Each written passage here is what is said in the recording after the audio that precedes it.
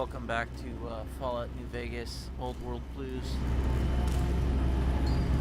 Courier and Brain reunited. Now we just need to confront Klein. Talk him down.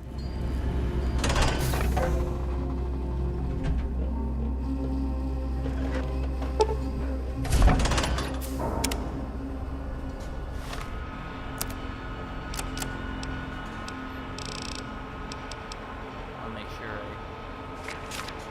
pass the speech check.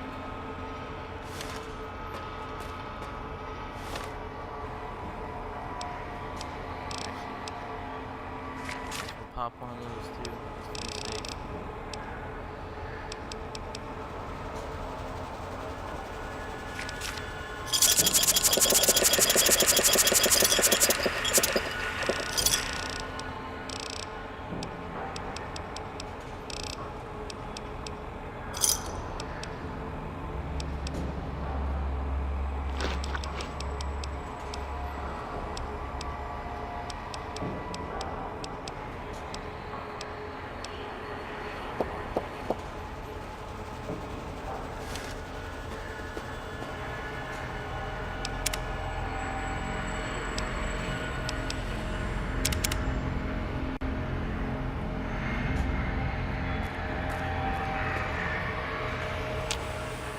The lobotomite returns. Our lobotomite. Has Dr. Mobius been denominated into scrap metal and voice module parts, as we hoped?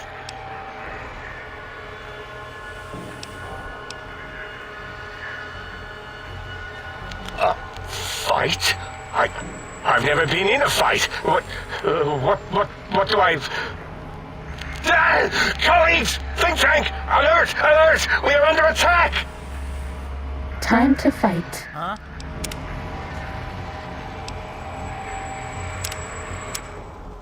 Come again?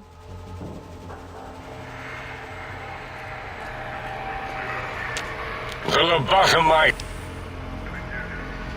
I recommend watching your tone with me, lobotomite. Now, your brain. Hand it over, or we'll extract it again.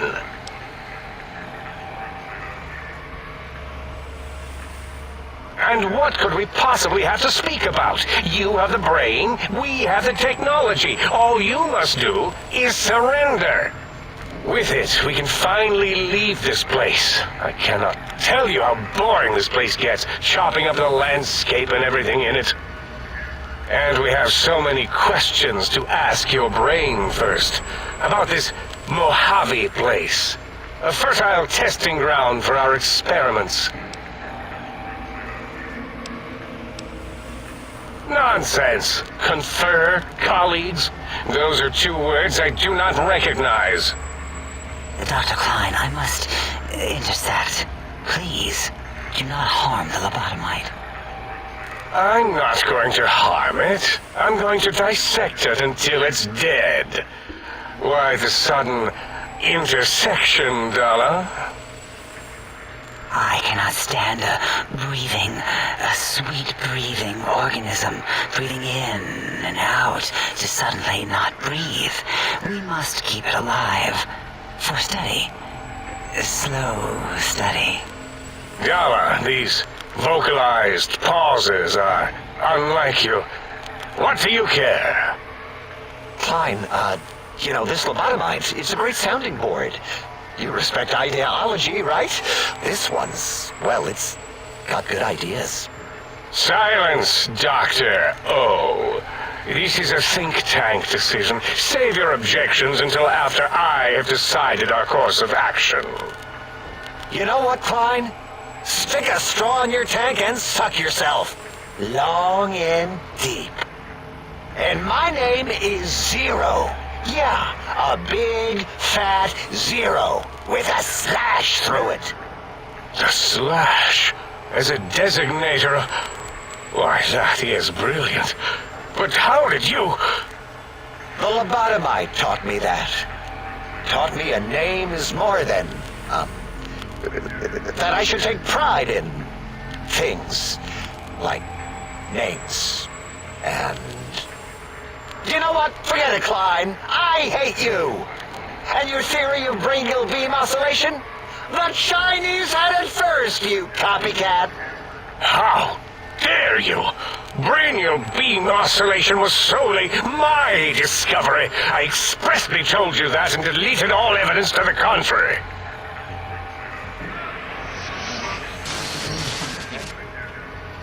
It's 2-8. Why are you acting like this? You've never refused to commit necessary surgery before. And this lobotomite needs its surgery.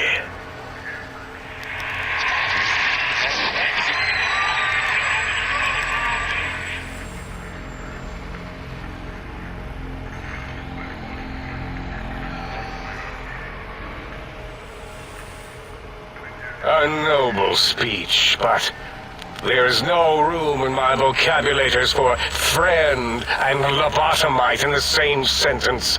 The very concept, revolting. Perhaps you are irradiated with camaraderie radiation. We have chems for that. We can save you from your emotional addiction. If I may, I feel as if I must be the voice of reason here. This lobotomite is much like us. Regarding even animals and pets as nothing more than avenues to promote science. There is good here. Instead of ending its life on the table, we should prolong its suffering in the name of science. Like good old Gabe, the finest of lab specimens. Why am I even listening to you fools? Enough of this mutinous chorus. If there's a word I hate, it's mutiny. And the word jism, which never made any sense to me. It's ridiculous putting j and z together like that. Nonsense! I count as 5. Like the mighty human hand I once had, with its 5 penises clenched in a fist. Nonsense! The mathematics of this situation are on our side, lobotomite. I believe... No, wait. Carry the 2, then... If this were a democracy, I would be concerned. We are too scientific for that. So just surrender. You dare use logic against me? That's no deal at all. There's a whole world beyond the crater, filled with ideas and possibilities. We could have escaped, seen it all for ourselves, tested it, prodded at it, made it squirm. For you? And for science? I have a strange sensation that I would like that. How odd. Very well, partner. The think tank is at your service as long as you do not destroy us. Big empty, now mine. To inform House of this development. I need to go get these glasses real quick before they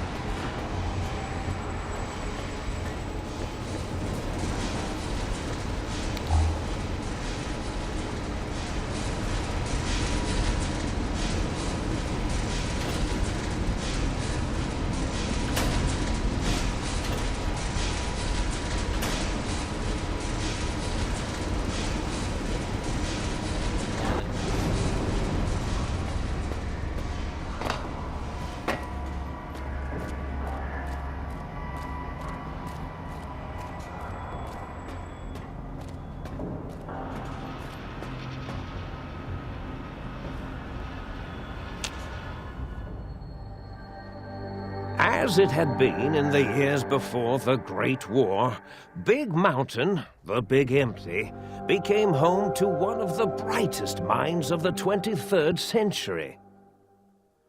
The Courier watched over the Big Empty for years to come, caring for it and keeping its discoveries safe until they were needed to help others. Which had always been Big Mountain's purpose. Past the laboratories and science, it had always been intended as a place to build the future of all mankind. The Sync Central Intelligence Unit was impressed by the amount of exploration the Courier had undertaken. Facilities believed lost, destroyed, or ones that had simply gotten up and walked to new locations had been rediscovered by its intrepid new master. Internally, the artificial personality debated as to whether it preferred the old management to the new, and concluded that the Courier's thorough approach to research and investigation was admirable and worthy of its respect. Dr. Mobius continued his research undisturbed in the Forbidden Zone. As much as he had attempted to create better scorpions, he tried the same with humanity, with considerably less success. These failures didn't bother him overmuch. Once the rush of mentats wore off, he forgot he had failed in any event. After all, the bright young mind who had come to visit him in the Forbidden Zone had already exceeded his expectations. The Sync atop the dome bustled with the voices of a small town, constantly chirping, arguing, and snarling at each other. Still, this all happened productively in the interests of its new owner. The Sync Central Intelligence Unit discovered, despite its inversion code, it was comforted by the sense of community the other personalities gave it. The Biological Research Station, obsessed with seeding everything in sight, requested a transfer to the X-22 Botanical Garden, so that it might, in its own words, sensually fertilize the garden's smooth contours. The garden sent back a polite refusal, saying it had prior commitments with a vault it had helped infect before the war.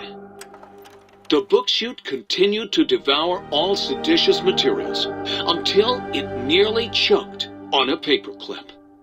It adamantly maintained it was a Chinese paperclip, and the whole thing had been an elaborately orchestrated assassination attempt. Whatever the reason, it slowed down for a while, carefully appraising each document and clipboard that came to it. The light switches continued to bicker and flicker. This persisted until the day someone dropped a flashlight in the sink, and the two of them united in their hatred of the showboat.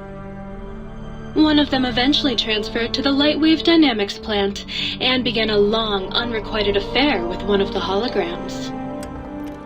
The thing continued to ruthlessly scrub any particulate matter that came near it. Eventually, it gained access to the magnetohydraulics plant and nearly flooded all the Big Empty in an attempt to scrub the crater clean. Once it learned of the innovative toxins plant, however, it gained new purpose.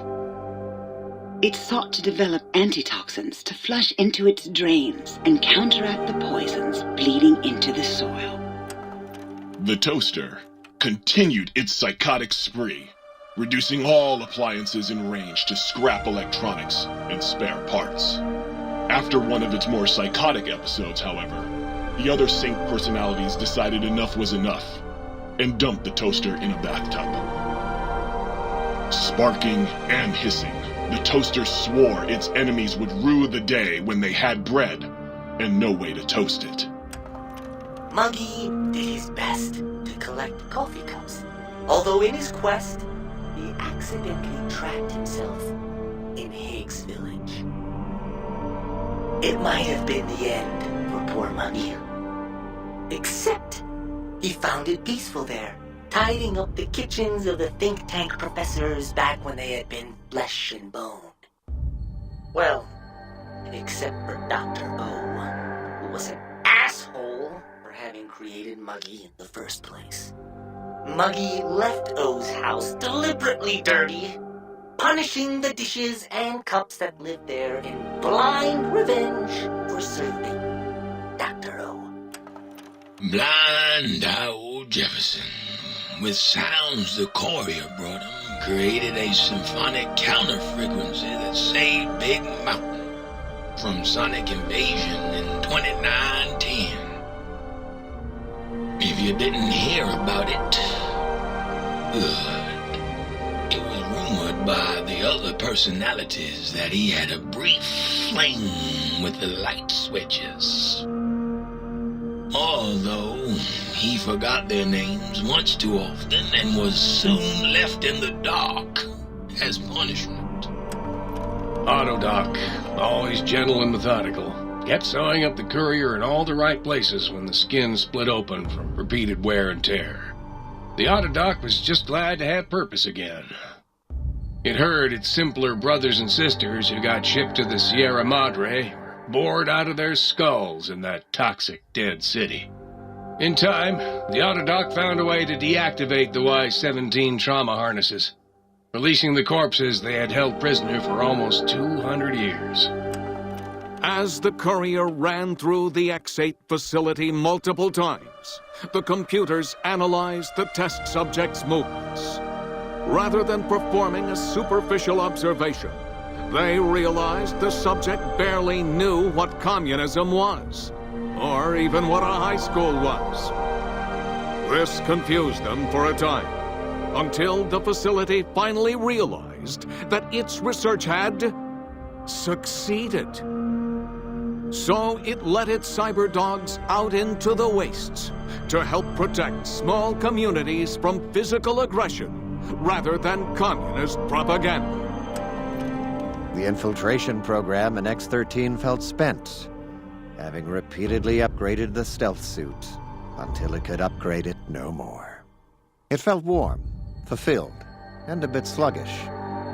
It realized not long after the stealth suit had left it without so much as a note on the nightstand. So the infiltration program sent out robo-brains into the wastes, looking for its wayward technology.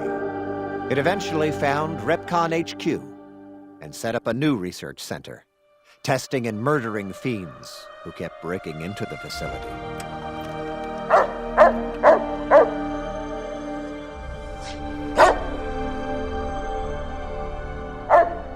That's Roxy, the cyber dog. I did that off screen. Doing the last 3 runs of that facility.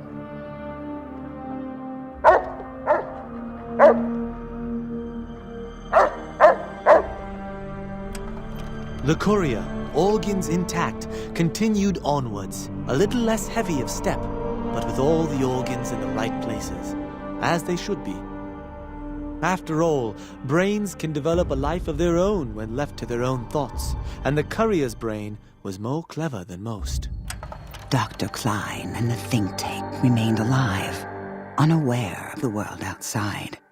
They looped through their daily routine, none the wiser about the world beyond, although perhaps wiser was the wrong word. The world outside belonged to the Courier, and if anyone would shape it, well, the Courier had already called dibs. There is an expression in the wasteland, old world blues. It refers to those so obsessed with the past they can't see the present, much less the future, or what it is. They stare into the what was, eyes like pilot lights, guttering and spent, as the realities of their world continue on around them. Science is a long, steady progression into the future. What may seem a sudden event often isn't felt for years, even centuries to come. In the times following the Second Battle of Hoover Dam, however, old world blues took on a new meaning. Where once it was viewed as a form of sadness, nostalgia, it became an expression describing the potential for the future. It can be easy to see science as evil, technology unchecked as the source of all ills, all misfortunes. With the Courier at the helm, science became a beacon for the future. There was old world blues, and new world hope, and hope ruled the day at Big Mountain. We could say more, but the stories in the Big Empty speak for themselves. Now armed with the transportal ponder, the Courier could return to the dome at any time and crack open the secrets of the Big Empty one by one. The Sink sat vigilant, waiting for its master to return, shoes covered in Mojave dust. Only one road yet remained, and it was one the Courier had to walk alone.